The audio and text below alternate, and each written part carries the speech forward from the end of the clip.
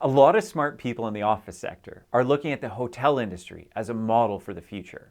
They see things like prioritizing customer experience and splitting apart operations and asset ownership as a roadmap for how the office market might shake out. This naturally leads to the idea of using hotel valuation models for offices. Related to hotel valuation is what people are calling the tiered valuation model. The idea is that income generated from a building can be split into two or more tiers: income from the property and income from one or more business lines related to that property. The first tier of income is the rent that could be earned if the entire building was leased traditionally. The first tier of theoretical income would then be discounted at the market capitalization rate, just like any other building. The second tier of income is the marginal difference earned through non-traditional leasing, which is then discounted at a higher capitalization rate. The two numbers are then added together for a total valuation. Here's how it would work for an office building. Let's say the market rate for a 100,000 square foot office is $20 per square foot. However, half of the building is co-work space, which earns $30 a square foot. The first tier of income would be the $20 per square foot for the entire area of the building. $20 per square foot multiplied by 100,000 square feet for $2 million. This tier would be discounted at the same rate as other similar properties, say 5%, giving us a value of $40 million.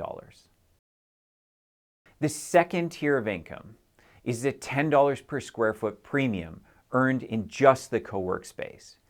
$10 per square foot multiplied by 50,000 square feet for $500,000.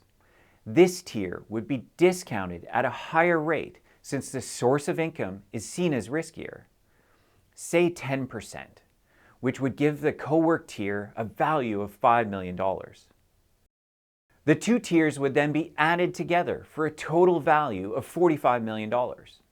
At first glance, the concept behind this approach seems intuitive. It's kind of an economic profit calculation. It could be useful for determining profits of internal departments, but I think it's a bad idea for determining the total building valuation.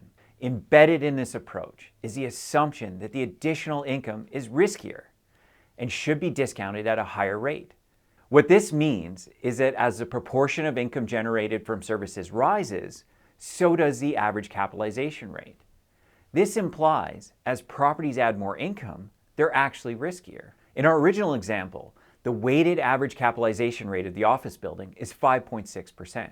If the landlord was to increase the level of services in the co-work space so that the income premium doubled from $10 to $20 per square foot, the building would increase in value from $45 to $50 million.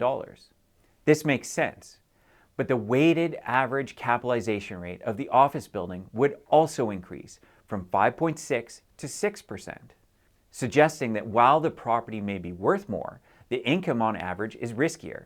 Does this make sense? If this were true, the hotels with the lowest capitalization rate would have the least amount of services, but we actually see the opposite. In most markets, full-service hotels trade at lower capitalization rates than their select service competitors. Why do we see the opposite result? My theory is that the tiered model misses the complementary nature of additional services. The rate a hotel can charge goes up if there are related services in that hotel. Imagine if an overzealous hotel manager canceled the free continental breakfast or stopped hosting wedding receptions. Costs might go down, but did they just make the hotel's income more or less risky? I believe the same can be said in the office market. An office landlord that provides access to swing space, co-working areas, exercise equipment, specialty meeting rooms, bike storage, and dining options can earn a premium income on the specialty spaces and charge more for their traditionally leased spaces. If done right, landlords can de-risk their properties by adding more variable income sources. Unfortunately, the tiered method actually demonstrates the opposite. Hopefully this video has been useful and will spur some discussion around the future of office space. I had great conversations with people over LinkedIn after doing my last video. If you have any thoughts on this or anything in commercial real estate, connect with me over there.